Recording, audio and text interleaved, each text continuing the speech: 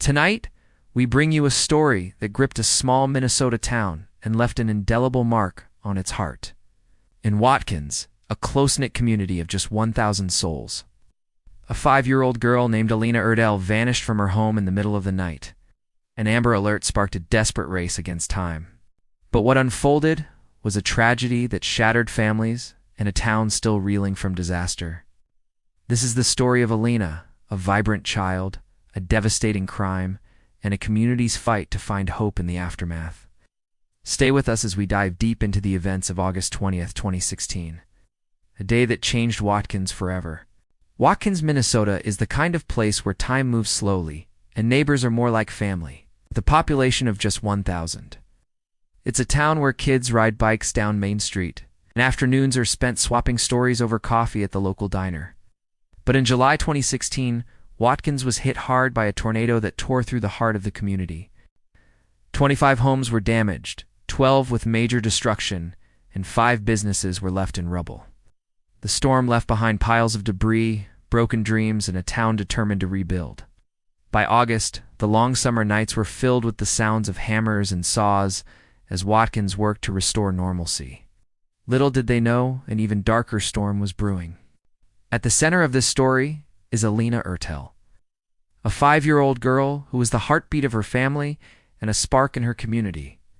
Alayna was a burst of joy, the love for all things pink and purple, dressing up in glittery princess costumes and playing make-believe. But she was just as comfortable getting muddy with her dad Matt on outdoor adventures. Whether climbing trees or helping him fix the shed roof, her mom Kayla called her our little peanut, a nickname that captured her small size but fearless spirit. Alayna was a friend to everyone, always ready with a smile or a hug. If she missed a day of school, her classmates felt the void. She adored her big brother, looking up to him as her hero. And the two shared a bond that lit up the Ertl household. With Alayna's 6th birthday approaching on Halloween, October 31st, 2016, the family was planning a celebration filled with her favorite things. Life in Watkins, for Alayna, was full of love and promise. The evening of August 19th, 2016, started like so many others in Watkins. Matt Ertl, Alayna's dad, and his friend, Zachary Anderson, a co-worker and teammate in the local softball league, headed to Riverside Tavern after a game to unwind with their team. It was a ritual laughter, a few drinks, and camaraderie. The bar closed at 1 a.m., and the pair moved to Gord's Bar, just a few blocks from the Ertl family home. By 2 a.m., back at the house, Alayna was fast asleep in the living room, wrapped in her beloved Elsa blanket from Frozen. Kayla gently carried her to bed, tucking her in with care. Matt returned home at 2:30 a.m., and Zachary arrived between 3:30 and 3:45, crashing at the house, as he often did after a night out. The two men chatted until 4 a.m. before turning in. To the Ertls, it was just another night in their small, safe town. At 8:30 a.m. on August 20th, 2016, Matt and Kayla woke to a chilling realization. Alayna was not in her bed. They searched her bedroom, the living room, every corner of the house. Nothing. Their panic grew as they discovered that Matt's 2002 GMC Sierra work truck was gone, along with his phone. And so was Zachary Anderson. The pieces didn't add up. How could their daughter and their trusted friend vanish without a trace? By 9:56 a.m., the Ertls called law enforcement, their voices trembling with fear. Investigators arrived swiftly, treating the case as a potential kidnapping. At 1:12 p.m., the Bureau of Criminal Apprehension issued an Amber Alert, broadcasting Alayna's description across Minnesota. A 5-year-old girl, last seen at 2 a.m. at her Watkins home. Anderson, described as possibly wearing a black Riverside, Minnesota softball t-shirt and sporting a shaggy beard, was named a person of interest. Watkins buzzed with disbelief as news of Alayna's disappearance spread. How could this happen in a town where everyone knew each other? Police canvassed the neighborhood, knocking on doors and asking for any unusual sightings.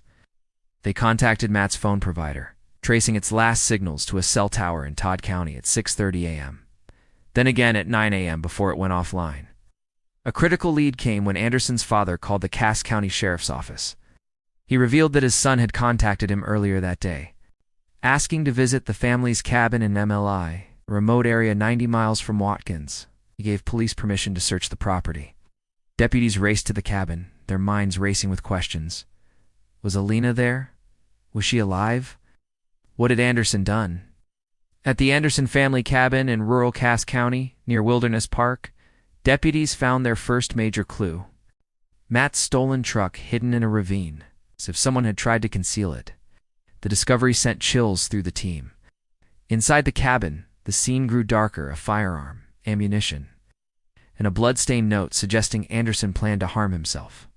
Footprints led from the cabin into the dense, swampy woods nearby. Deputy William Connor and his canine partner Yankee, a highly trained German shepherd, took the lead.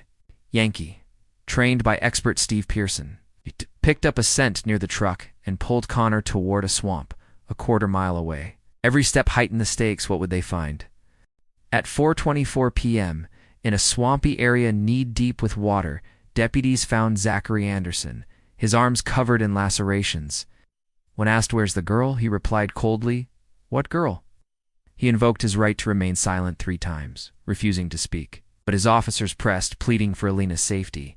He quietly muttered in the swamp. Anderson pointed to a spot where, under debris, Alayna's naked body was found submerged. Nearby, her cherished Elsa blanket lay discarded, identified by Yankee's keen nose 75 feet away. Autopsy reports later confirmed the unthinkable. Alayna had been asphyxiated, suffered blunt force trauma, and showed signs of sexual assault. At 6:02 p.m., Sheriff Brian Cruz made the call to cancel the Amber Alert. This was no longer a search for a missing child. It was a homicide investigation. The news hit Watkins like a tidal wave. Alayna wasn't just a child. She was the town's daughter. Residents gathered in shock, struggling to process the loss. Craig Speldrick, a local from Wilderness Park, built a timber cross near the swamp, a quiet tribute where people left flowers and notes. At St. Anthony Catholic Church, hundreds filled the parking lot for a vigil. The air filled with frozen songs Alayna loved. The GoFundMe campaign for the Ertls raised $15,000 in just 15 hours. Neighbors like Ray Schultes and Anna Cash, who never met Alayna, wept as if she were their own. "It's like losing one of our own," Ray said, recalling seeing Anderson, muddy and disheveled, at a community meeting hours after the crime. Zachary Todd Anderson, 25, was someone the Ertls trusted, a friend, a coworker, a teammate. But a closer look revealed a disturbing history. In 2006, at 16, Anderson lived next to a 31-year-old single mother in Wright County. He left unsettling notes on her car, calling her beautiful and asking her to be his girlfriend. One night he banged on her door at 1:30 a.m., demanding she sleep with him, wearing only underwear. In 2007, he broke into her home, stealing her phone, charged with theft and first-degree burglary. He pleaded guilty to third-degree burglary, receiving community service and a no-contact order. The woman moved, fearing for her safety. When she learned of Alayna's murder, she was sickened, but not entirely surprised, urging others to come forward with similar experiences. Anderson faced 19 charges, including first-degree murder, criminal sexual conduct with a minor under 13, kidnapping to facilitate a felony, and interfering with a dead body. His bail was set at $1 million with conditions, or $2 million without. His defense argued that his swamp statements, "I don't know anything," and pointing to Alayna's body, were inadmissible. As officers questioned him after he invoked his right to remain silent, Cass County District Judge Jana Osted agreed, ruling those statements and his act of leading police to Alayna inadmissible. However, she allowed critical evidence: Alayna's body, her blanket, forensic findings, and crime scene photos. The defense also moved to dismiss the indictment, claiming insufficient probable cause. But the judge denied this. In a stunning turn, Anderson pleaded guilty to first-degree murder involving sexual conduct, and the remaining 18 charges were dropped. On the same day, he was sentenced to life without parole. It's the maximum penalty under Minnesota law. Cass County Attorney Benjamin Lindstrom said, "Our goal was justice for Alayna, and this plea ensures he'll never harm again." Alayna's family refused to let her light be extinguished. On October 31st, 2016, what would have been her 6th birthday, Kayla launched Sharing Alayna's Love, a charity to spread the joy Alayna brought to the world. The first fundraiser supported a family whose daughter was battling a rare bone cancer, raising funds through wristbands and silent auctions. Charity grew, donating toys to hospitals and gift baskets to children in need. Kayla once told Alayna that sunsets were loved ones watching from heaven. Now every sunset reminds her of her daughter's radiant smile. Watkins has weathered storms before. The tornado of 2016 left scars, but the town rebuilt. Alayna's murder left deeper wounds, yet the community responded with love. They mourned together at vigils, supported the Ertls through fundraisers, and held each other close. As lifelong resident Alice Lister said, "We've lost a lot, but we're a family here. We'll survive." Alayna's story is one of unimaginable pain, but also of resilience. In the ruins of tragedy, Watkins planted hope, proving that even in the darkest moments, a community can find strength to carry on. Alayna Ertl's life was brief but brilliant, touching everyone she met. Her loss reminds us of the fragility of life and the power of community. Thank you for joining us for this heart-wrenching story. We'll return with more tales of human spirit and perseverance. Until then, subscribe our channel and hit the bell icon.